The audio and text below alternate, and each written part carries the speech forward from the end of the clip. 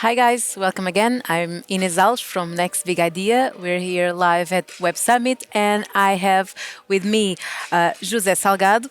As you know, we are doing a series of conversations powered by the European Investment Fund, and José is the co-founder of Bizay. But Bizay in Portugal, it's known by other name. So José, welcome and tell us all about it. Sure. First of all, pleasure to be here. We started back in 2014. Our first brand was 360 Imprimir. It's a brand that we still have in the more mature markets as Portugal, Spain, and Brazil. But when we did our launch in international markets across Europe and more recently in the US, we have a new branding, which is Bizay, Your Business, Your Way, which is about our vision, which is really about how to digitize this one of the biggest industries in the world, which is the customization industry. It's an industry worth more than 800 billion, from packaging into apparel into any product customized with the brand. And we are executing our plan to make it happen and to enable SMBs and individuals across the globe to empower their brands and to buy customized products in a much easier and cost-effective way. You started in 2014, Yeah, right? precisely. And then you had to change your brand like halfway. How was that experience? Because a lot of companies probably were thinking on Portuguese market or Portuguese language market when they started, and then are facing the same challenge as you guys faced. So our idea was how to do both ways. So how can we launch new markets across Europe and in the US without jeopardizing all the brand awareness we have in the initial markets? And so the decision that we took was to keep the 360 Imprimir brand in the initial markets, and in these new markets go for a new brand, Bizay.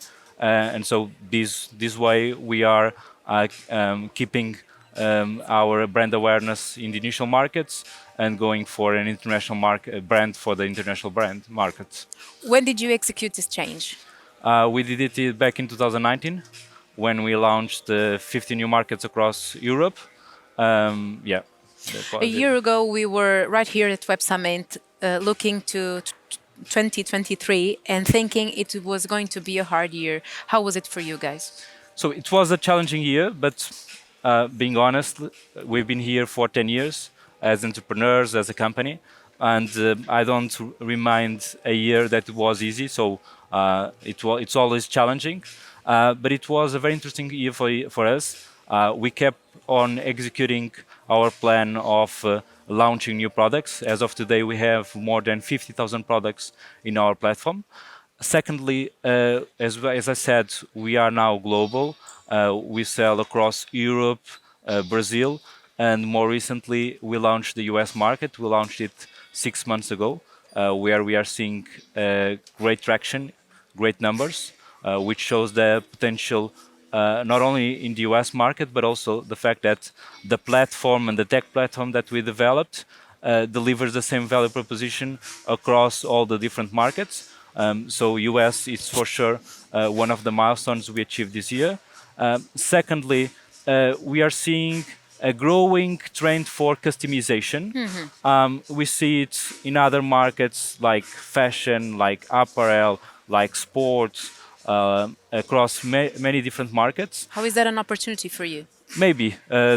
So we've developed the most powerful operating system for custom products, which orchestrates a network of industrial suppliers across the globe, and enables any company to sell custom products. So as of up to date, we have focused on selling that platform and the products through our e-commerce, but there might be an opportunity to enable other brands, other e-commerces also to leverage on what we built and for them to sell custom products to their customer, because once again, it's one of the biggest industries in the world, and we can unleash the power of what we built in-house to enable others to leverage on that. How are you managing these new markets? All remotely? Yes, so from the beginning, we've been always remote. Even so, the first overseas market we launched back in 2015 was Brazil, and we were challenged at that time if we were able to do it remotely. And the fact is that today, every month, we process more than 100,000 orders per month, and we do it all remote.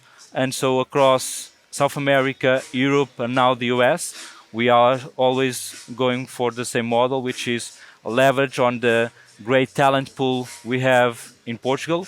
We are now 200 people. More than half of our company, more than half of our team are IT developers, and so we for sure want to enjoy the fact that we have a great talent pool in Portugal, and so we've been leveraging on that without the need of having local teams. Also because our technology enables us to orchestrate this network of industrial suppliers across the globe without the need of having someone in the ground. So from the moment the customer places an order in our e-commerce until it's delivered, we have full tracking, we have full control of the process, and without having no one at the ground. So it's the beauty of our model and of the technology that we built. It's really nice to see how you are an example, how we get an industry that it's perceived as an old industry like the printing house and make it global and make it a technological brand. It's a technological brand. I mean, that's what drives us. So, once again, it's one of the biggest industries in the world, yet it's stuck in the past. It's old fashioned. And the point is, we want to digitize the industry, bringing all the technology that we built to enable these industrial suppliers, industrial factories, to sell to many different segments, many different markets, without the need for them to invest on digital technology. So that's our core. Basically, we enable them to sell in the digital world without having to do that investment. So they focus on production, they have huge investments in capex, they have the know-how, they have the stock, while we focus on building this technology where we deliver a lot of value, not only being able to sell to the customers and to acquire those customers, but also by the fact that in the middle we build this intelligent platform that we call the batching technology that aggregates different orders to be produced together. And with that, we have huge cost savings, more than 50% cost savings. And that's the reflection of our value proposition. So customers, SMBs, individuals can buy custom products at very cost-effective ways through some clicks, which was not available before, and doing that across many product categories. It's packaging, it's apparel, it's any product customized with the brands. And once again, that's the beauty of the tech platform that we've built. You were telling me before we started the conversation live that since the pandemic you have changed the way you work. Like you're investing in an office, then you change it all. Can you tell us what happened? Sure. So just before the pandemic, we were investing on a new office, and the point is, through the pandemic, we started to be remote, and when we were changing from remote, getting back people to the office, we decided that not only remote was the way to go, because through the pandemic we saw that people at home were as productive as they were in the office, but also that we were seeing some international trends about going for a 4 days work week way of working. Is it working? Yes. So from the beginning, we've been very honest to our teams, and we said that in the end, this needs to be a model that works for the company. The company is first. And what we see is that, and we have been quarterly disclosing the numbers and our KPIs to the market. And what we see is that, in fact, productivity did not decrease. and we see not only a higher talent retention, but also higher talent attraction. And so it works not only for our existing and incredible team, but also to bring and to leverage up our talent, because for sure is something that from a work life balance it works better for our team. And as long as we keep delivering on the productivity, on the numbers, it's a model that we for sure advise. Weren't you afraid? I think a lot of companies are afraid of having to take it back, saying like, guys, we're going to test a 4-day week model of work, and a few months later going back and saying like the KPIs are not keeping up. We have to go back and go for a regular week of work. You were not afraid of that? I mean, from the beginning, we've been very honest, saying to our teams that if it does not work, we need to reverse and go back. And you think they were going to take it nicely? Obviously, if it didn't work, there will be some pains, but in the end, the company is first. But the point is that we see that people are motivated for it. It works better from a work-life balance. And in the end, if our team is better, if the company is better, we should go for the model that works better. I mean, being honest, we were skeptical in the beginning, because it's a model still new to the market. We were one of the first ones to do it in Portugal, but the numbers are there, and so we are very data driven. And when the numbers are there, there's nothing to do. It just embrace it.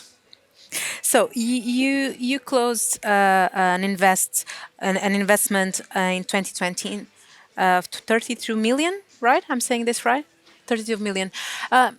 What was important for you guys in 2020 to do with this money? So I mean, first of all, it was a very challenging year at the time yeah. because we were going through COVID, and as our customers are mostly SMBs, our revenue was jeopardized. We had a big decrease in revenue throughout the pandemic, and so it was good to give us some space to recover. As of today, we have more than recovered from that time. We are been growing very fast, and it's also you also use the proceeds of that round to continue on executing our strategy, which is really building the most powerful operating system for custom products, expanding the range of products that we cover, making the tech products more effective, being able to do it across markets. And so we've been investing mostly in our tech and also acquiring new customers, so that they can buy from our platform. And those are your goals for 2024. So our goals is continue executing on this strategy. Secondly, expanding fast in the US market. Okay. As I said before, the numbers there are showing a great traction. And third, as I said, we might explore some other opportunities because as we are now the most powerful engine in the world for custom products, there might be an opportunity for other brands to explore and to leverage on what we built. José, thank you so much It's been a pleasure. for these few minutes talking with us. Guys, as you know, we will be live all day at the Next Big Idea LinkedIn. Just click follow and we'll send you a notification every time we start a new conversation. See ya.